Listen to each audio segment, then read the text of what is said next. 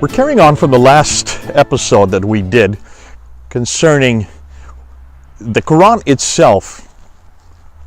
Remember in the last episode we asked the question, if Muslims believe the Bible has been corrupted, then they're going to have to go back to their own Quran and they're going to have to look at their Quran, and we introduced quite a few verses that tell Muslims to go back to the Bible itself if they have any questions. Chapter 10 verse 94, chapter 21 verse 7, chapter 4 verse 136, chapter 5 verse 46 and 47, and also verse 68. These are verse after verse after verse after verse that tell Muslims to come back to the Bible, to do not argue. That chapter 29 verse 46, don't even argue with the Christians on this, and that we Christians are to use our own Bible as a guide to know how we're to look at the world. And so it's very clear that the Quran gives an awful lot of authority to the Bible. And I've always asked Muslims, so where is this notion that the Bible, the previous scripture, have been corrupted? There are quite a few references that talk about Jews covering and not revealing everything that's in their scriptures. That doesn't mean the scripture is corrupted. That just means that the Jews covered it and did not allow others to read it. But the only one that really I've ever heard Muslims legitimately say there has possibly a corruption is in Surah 2, ayah 79. Chapter 2, verse 79. Let's open it and let's look at it and let's see what it says here. And this is what it says. I'm using Hilali and Khan's translation, the Arabic and the English right next to each other. And in the English it says in verse 79, then woe to those who write the book with their own hands and then say, this is from Allah, to purchase with it a little price. Woe to them for what their hands have written, and woe to them for that they earn. So woe to those who write the book. Who are this referring to? If you look at the preceding verses, this is referring to the Jews. So woe to those Jews who write the book with their own hands and then say, this is from Allah. On face value, when you first read that, it says, whoa, this looks pretty clear that the Jews have written and have changed the book and written it with their own hands and then call it from Allah. That seems to suggest, if that's the only verse you were to read, if that's the only thing you were to look at, it looks like that. That's why always, Muslims, everybody, Christians and everybody, whenever you read a reference or whenever you read a verse in any holy book, whether it's the Bible or the Quran, you always need to look at the context. Look and see who this is writing about, and look and see the verses that come before and after to know the context of this, of what the author is trying to say.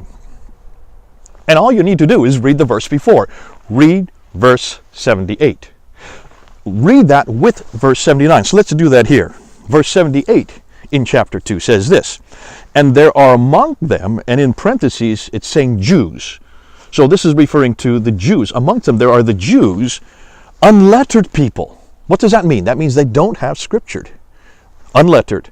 They don't have scriptured themselves, who know not the book. That means they don't know the book. That means they don't know the Bible. These are Jews who are unlettered. That could also mean that they just are illiterate, but in most cases it means they just don't have the book. And it says very clearly, who know not the book, but they trust upon false desires, and they but guess. So these are Jews who don't have the scripture. They trust upon their own desires. They but guess. They're guessing. Now put that with verse 79, and let's do them both together. There are amongst them, the Jews, unlettered people who know not the book, they don't know the Bible, but they trust upon false desires, and they but guess. Then woe to those who write the book. That means they write, there's something called that they're writing with their own hands, and then say this is from Allah. So these are the Jews who are not using the Bible, they're not going to the Bible, they're but guessing. They're writing with their own hands, and then they're saying this is from God. What's that referring to? See, most Muslims have no idea of the context of that. To understand the context of that, you need to go back to the Jewish, not only to the Jewish traditions, you need to go back to see what the Jews were doing, especially in the 2nd century AD. And you will see that the Jews, especially in the diaspora, were coming across lots of fables, lots of other stories. And they were amalgamating these stories, and they were putting them into what they call the Talmud or the Mishnah. These are the apocryphal traditions. These were never considered by Jews to be authoritative. They were never on a par with the Bible itself. And so these two verses are referring to those traditions, those Jewish traditions, apocryphal writings, and it's telling the reader, telling the Muslims, be careful of these Jews who are writing things outside of the Bible, outside of the book, and they're guessing as they go, and then they're calling it from Allah. So this is nothing more than a warning against apocryphal writings. But I don't want to just stop there. Hold on a minute. Apocryphal writings. Oh, could this be referring to stories that are in the Quran itself? Like chapter 5, verse 31 and 32. Surah 5, ayah 31 and 32. The story of Cain and Abel. See, that's an apocryphal account. Cain kills his brother Abel, doesn't know what to do with the body. He then sees a raven scratching the ground, burying its partner, and he decides to follow the example of the raven. Here is an apocryphal account. We know about this account. It's a story of Cain who kills his brother Abel, doesn't know what to do with the body. He looks and he sees a raven who is scratching the ground and creating a hole to bury his partner, and so he follows the example of that raven. Now that is not in my Bible, so where does that story come from? Well, it comes from a 2nd century apocryphal account written by Jonathan ben Uzziah. That is a very well-known, in fact you can get it in your libraries today. It was written in the 2nd century, that's a good 400 to 500 years before the Quran ever came into being. It was borrowed and incorporated and put into chapter 5 verse 31 and 32. Let's look at another one. How about the story of Abraham, who supposedly is in Mecca? I had no idea Abraham ever went to Mecca, but that's in chapter 21, Surah 21, verses 51 to 71.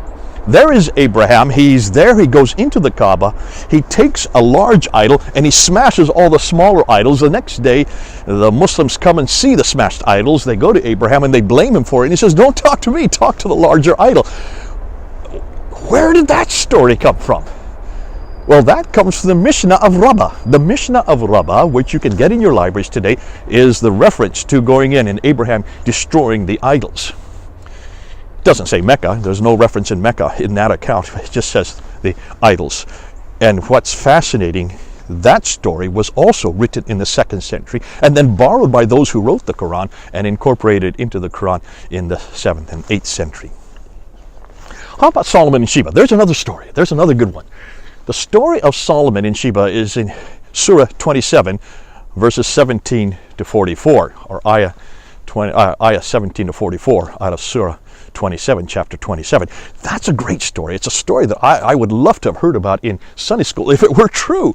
And yet here you have an apocryphal account of Solomon. He's training up his birds, getting them ready for battle. He notices that one of his birds is missing, the hoopoe bird. He goes, hoopoe, hoopoe, and that's why it's called the hoopoe bird. He gets angry because it's not there. When it finally does fly and land at his feet and talks to him, this hoopoe bird talks about this gorgeous queen that's in the south and that he has to go down and see her. Well, he doesn't have time to do that, so he asks the hoopoe bird to do that. Go down to Sheba, that's the country this queen is in, and the bird does and talks to the queen of Sheba. She talks to the bird. Amazing. She comes up then with her whole retinue, comes up to Jerusalem where Solomon is sitting in his throne room. And as she comes in the door of the throne room, as she's coming across, she notices that there's a pool, a pond in the middle of the floor, and she picks up her skirts to keep them from getting wet. Now that's an amazing story. I would love to have had that in Sunday school. I missed it. And the reason why I missed it is because this is not in Scripture. It is not in the story of Solomon in the Old Testament. It is from the 2nd Targum of Esther, which is another apocryphal account written in the 2nd century by the Jews who know not Scripture. They but guess. They write with their own hands and say it is from God. That's why they're called apocryphal writings. Yet here you have Jonathan ben Uzziah, you also have the Mishnah of Rabbah, and you have the 2nd Targum of Esther appearing in this book. So when you come to chapter 2, verse 78 and 79 of the Quran, and you read this warning by the Quran to be careful of those Jews who know not the book, they but guess, they write with their own hands and say it's from God, beware of it, the Quran is saying. Oh, hold on a minute. So it's saying beware of chapter 5, verse 31 and 32. Beware of chapter 21, verse 51 to 71. Beware of chapter 27, verse 17 to 44, these are not from God. In fact, if you want to say chapter 2, verse 78 and 79 is a reference to the corruption of Scripture, no, this is a reference to the corruption of the Quran. It's a self-indictment. It actually is an own goal. Do not bring that up to me in public, because I will say, yes, exactly. The Quran is warning you of these very stories. It's warning you about these stories that are in your own book. The Quran is basically indicting itself. No, the Bible is not corrupted as Muslims claim. These apocryphal accounts you won't find in the Bible for a very good reason. They were written after the Bible was already canonized and was being used both by the Jews and also the early church, all from the 2nd century on.